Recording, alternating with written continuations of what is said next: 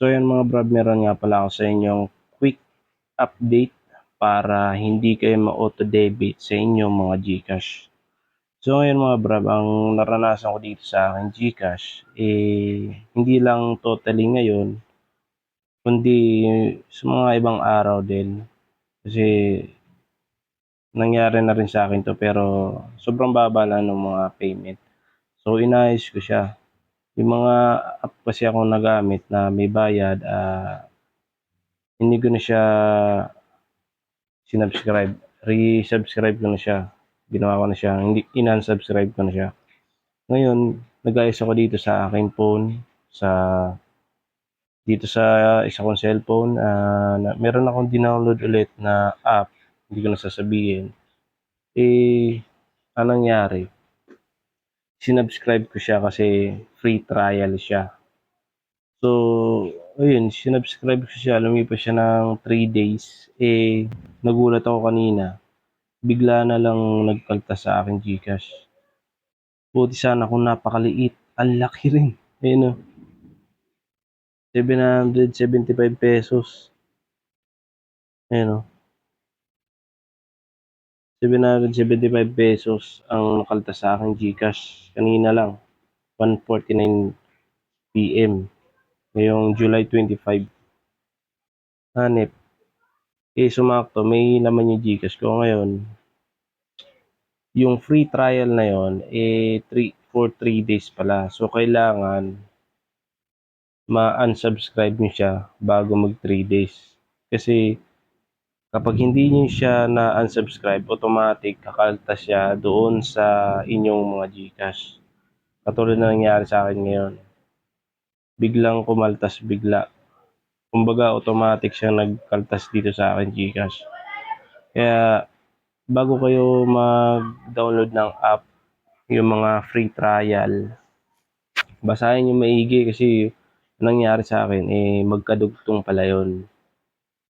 May free trial siya, tapos kung gusto ma-extend, kailangan magbayad ng ₱775.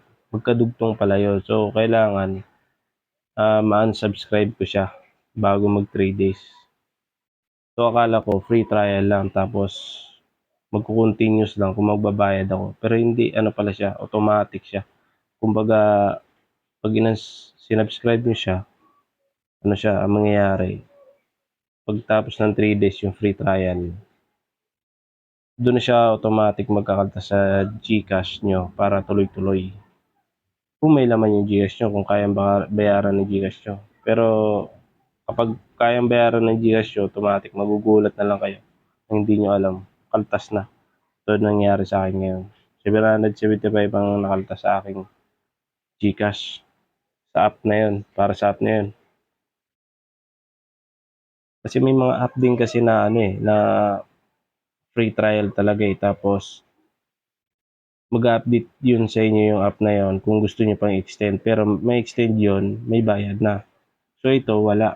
Pag subscribe niyo siya, free trial ng 3 days, at pagkatapos ng 3 days, kapag hindi niyo na unsubscribe, may bayad na.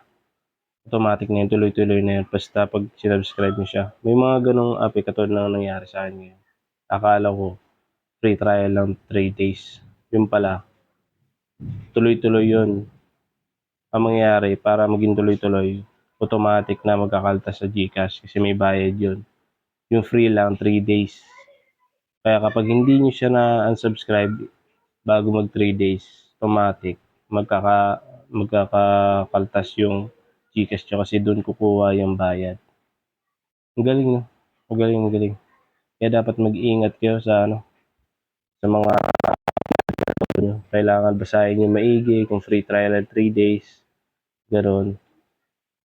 Kapag nakita nyo free trial 3 days, okay, accept nyo. Pero pagka may nakalagay din na 3 days free trial, tapos siya, may kasamang 775 for continue, automatic na yun. Continue talaga yun. Magkakaltas na lang siya pagkatapos ng 3 days.